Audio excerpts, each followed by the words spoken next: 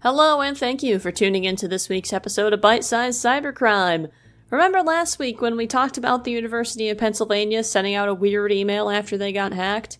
Well, we actually have a pretty big update on that, so I'll be covering it again this week, and we can see how much I was correct and incorrect about.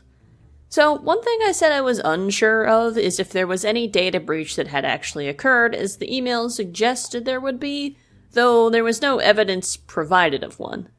Well, we've just confirmed that data was indeed stolen from the University of Pennsylvania, and I was incorrect about my assumption that this attacker was bluffing. UPenn initially also claimed that data theft claims in the email were fraudulent, but after investigating, they have since stated the opposite. On October 31st, UPenn discovered that some information systems were compromised, and staff apparently locked everything down as soon as possible. The university said the attack was started via a social engineering attack. My theory was phishing, so depending on how this attack took place, that was likely correct. Social engineering is a pretty broad term for a hacker tricking someone into providing sensitive information.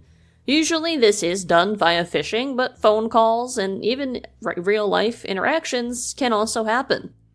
An employee kept anonymous told TechCrunch that the university requires students, staff, and alumni to have multi-factor authentication enabled.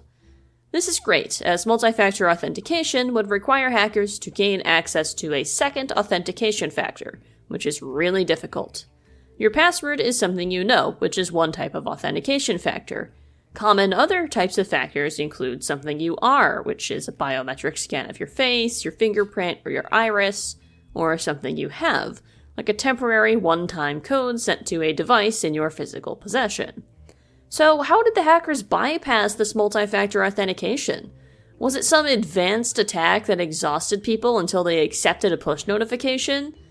In some MFA implementations, you're simply sent a notification to your phone and you can accept or decline it, so hackers will just keep sending them until eventually it's accepted. Did the hackers also intercept network traffic to grab a temporary code that was sent on some kind of unsecure channel, like an open Wi-Fi network? Well, the answer's likely no. According to this employee, some high-ranking officials are exempt from multi-factor authentication requirements and just have a password. I honestly cannot think of a good reason to provide exemptions to something as crucial to security as multi-factor authentication, so if this is true, that's pretty shocking to me. UPenn also did not comment on this policy or any exceptions to it. So, anyways, what data was stolen and how? In retrospect, it was actually pretty obvious. If the attacker compromised a Microsoft account for an email, for example, they would also be able to access Microsoft file sharing services such as SharePoint. And that is exactly what happened. Not only was SharePoint compromised, but UPenn also had single sign-on enabled, allowing the authenticated hacker to also access Salesforce, Click Analytics, and SAP Business Intelligence. Around 1.71 gigabytes of internal documents were stolen, including spreadsheets, financial information, and alumni marketing materials. A sample of the data was also eventually posted on a hacking forum, and it contained full names, birthdays, gender, addresses, phone numbers, emails, and on top of that, more specific donor data included donation history, wealth ratings, and lifetime commitment amounts. And some other data included employer, job title, and academic affiliations.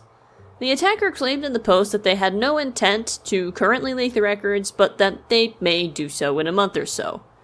The attacker also, despite citing several political motivations and blaming wokeness, claims that there was no political motivation and that the goal was to target wealthy donors.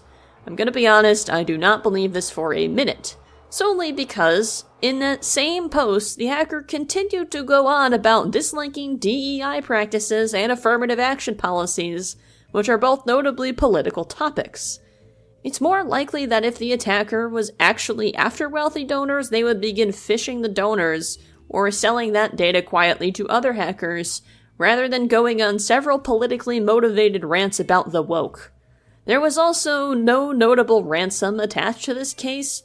At least none was commented on by either the hacker or UPenn. If this truly is a financial motivation, which it still could be, They're going about it in a really strange way. Because like I said, there's no ransom attached to this case. Doesn't seem like they've actually phished any of the donors. They've not sold the data yet, though it seems like they plan to. But they also might leak it anyways instead, and people aren't going to buy it if it's going to get leaked anyways. So, I'm not sure where the money is supposed to be coming from here. And why even bother sending out an email talking about wokeness, nepo babies, and affirmative action if your motivation is solely to get money out of it? According to The Verge, the hacker said that this was just a fun rant, but they keep talking about it over and over again, which makes it feel kind of personal, honestly.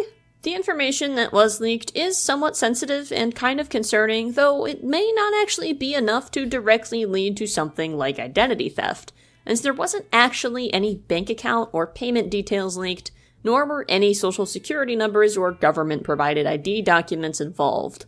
But what do you think? Is this a financial motivation, or is this some kind of political motivation? Thank you to TechCrunch, Bleeping Computer, and The Verge for information on this hack and some of the data theft that was involved with it. And of course, thank you for tuning into this week's episode of Bite Size Cybercrime, and until next time, stay secure.